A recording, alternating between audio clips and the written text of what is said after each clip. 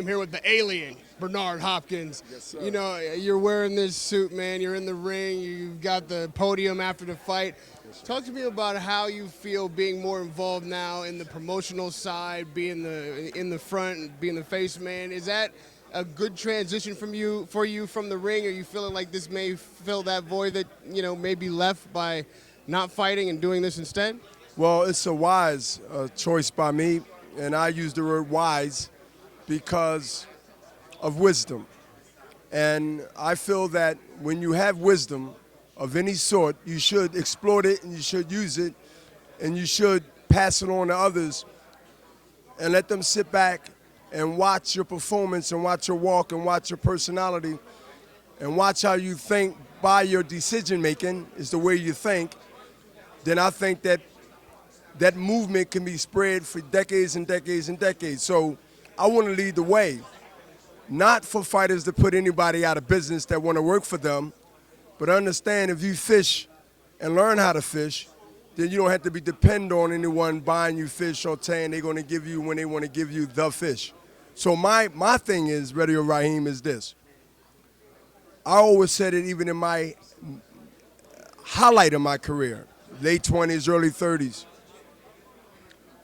that some of us come amongst us that are great athletes, and then after that's over, it's over. But I always wanted to be different, not necessarily better, by doing what? By learning the business along with doing my craft ain't impossible or isn't impossible. So my whole thing is, how can I juggle these things and still be champion and still be respected and still build my legacy? Well, we're here now. And the role that I'm playing, that I'm involved in, is a role that some feared a long time and didn't expect me to endure the distance of being here. But again, Reddy Raheem, like the parole man and the warden said in Dallas, as you heard many times, you'll be back. You can't pull it off. You can't accomplish what we set down for you to fail. I am a testimony, not only in the ring, but far as I'm concerned in life, that no particular person, no matter how rich and how powerful they are, can stop any mind that don't want to be stopped. And that's deep. That ain't got nothing to do with boxing. Far as itself, they don't have nothing to do with who can throw a better punch, who got the most money, who's the biggest fight, who's not the biggest fight. This got to do with the person. And then that spills on to whatever business you into, and I'm happy to be in the business of boxing. You talk about the business of boxing, we would normally see a Richard Schaefer standing up there playing this role. Now that Richard Schaefer is clearly out of the picture, and Oscar, it seems, and you are in the front of the cameras fronting for Golden Boy, are you taking on his former role, and is that something that you can flourish in? Do you see yourself in the role of a Richard Schaefer? I'm taking my role, and I wish Richard Schaefer well and his family. I learned in this business, no matter how you feel, you have to be diplomatic when it's time. You have to be the wolf when it's time, and you have to be the lamb when it's time. So just like a fighter thinks in the ring, even though there's no punching and no holding, outside in this other arena, you must know how to not only to finesse your way through how you really feel and what you really think. Your emotions have to be in control, and you have to smile, because they've been a master of that, and they is industry people, not just in boxing, in corporate America. You know, I always wonder why, where I come from, and I remember this clearly like today, when you do something that's still criminal, but you done it in a finesse way, they call it a white collar crime.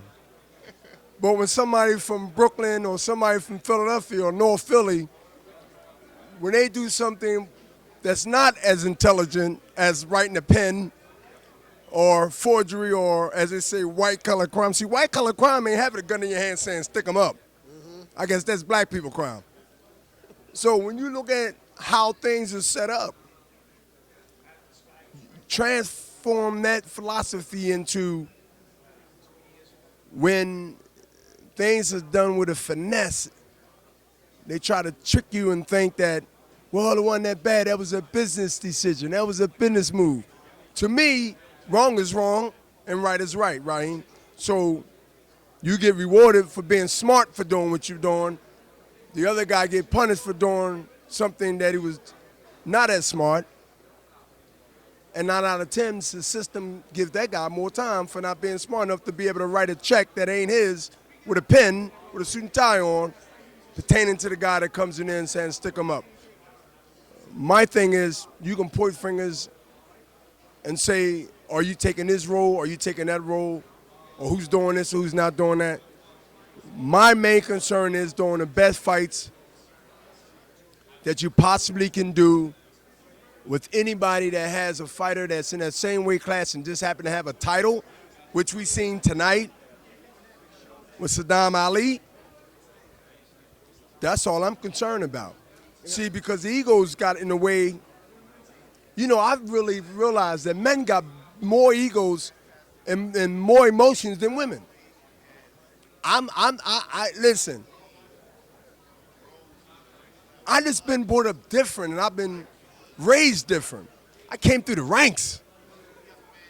And I never seen in my life men so emotional. Where the women became more of the man role and the men become more of the overly sensitive. And I'm just saying, look, do you, feel you, but I just don't see how that play a role in not doing business with whoever you can make a big fight with.